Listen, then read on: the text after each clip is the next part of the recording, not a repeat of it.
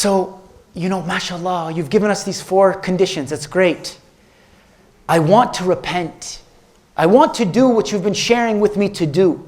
I want to follow these steps. But deep down in my heart, I'm asking myself, will Allah actually forgive me? Will Allah actually forgive me? Take these points into consideration. Number 1, the idea that Allah will not or cannot forgive you is greater than the sin that you have already committed. Right?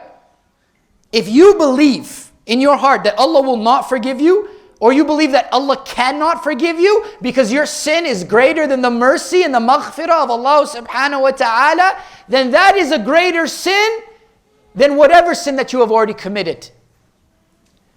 Because now you are negating the power, ability, mercy, forgiveness of Allah subhanahu wa ta'ala. So let that be the first thing that comes to mind.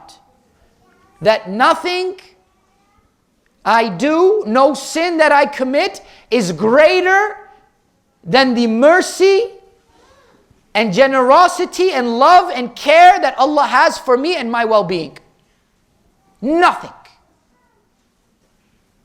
Number 2, the desire to repent is a sign that Allah wants to forgive you. Because to repent is to be guided to something that is good. And this is why Imam al-Hasan al-Basri, he says, any person who follows these 4 conditions, wallahi, they will be forgiven by Allah subhanahu wa ta'ala. And the people around them say, how can you make such a bold statement? How can you say for sure Allah will forgive them? And then he goes on to say, because Allah would never guide somebody to tawbah except that He was also willing to forgive them. There's no way. Allah would not guide you to the thought and to the desire and to give you that regret in your heart to turn back to Him except that He wants to forgive you. And that He loves to forgive you. Sometimes we think that Allah is like man. That when you make a mistake with man, they'll pardon you once, they'll pardon you twice, they'll maybe pardon you 3 times, but the 4th, 5th, and 6th, they will not forgive you. That is man. We're not talking about man, we are talking about Allah. And that's what makes Him At-Tawwab. And that's what makes Him Al-Ghafoor. And that's what makes Him Ar-Rahim. That's what makes Him Al-Afu. He's not like you and I. That He continues to forgive you happily. You think Allah subhanahu wa ta'ala does not want to forgive you? You think Allah subhanahu wa ta'ala wants to punish you? You think He has it in for you? You think He wants to see you, burn? People always say this, Allah doesn't love me, He wants to see me in the hellfire. The Prophet ﷺ, in a hadith narrated by Umar bin Khattab radiallahu anh, after a battle, they're gathering the prisoners of war.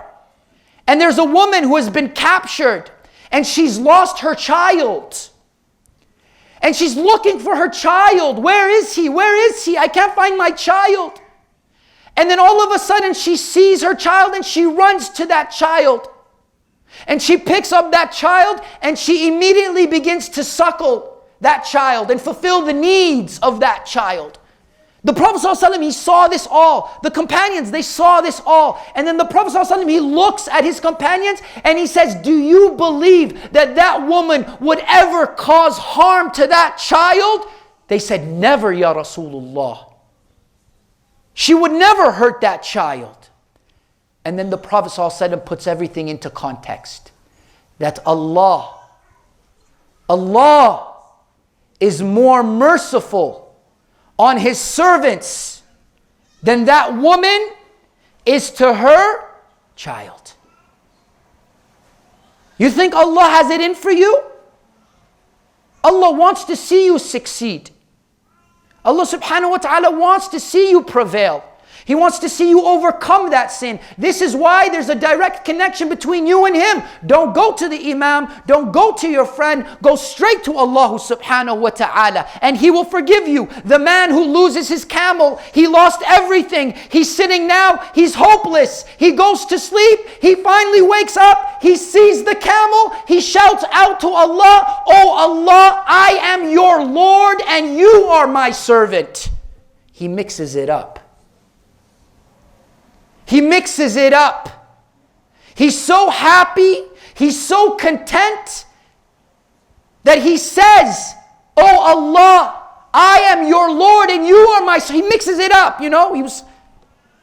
The Prophet ﷺ said, this is the feeling of Allah when his servant comes back to him seeking pardon and forgiveness. Who are you dealing with? You're dealing with Allah. He will forgive you. He will forgive you no matter what you have done. Do not despair of the mercy of Allah subhanahu wa ta'ala. Do not despair ever. No matter if the world points their finger at you and calls you this and calls you that and belittles you. Don't you ever despair of the mercy of Allah subhanahu wa ta'ala. If that was the case, do you think that the companions would have entered into Islam? Many of the companions fought Muslims and killed Muslims with their own hands.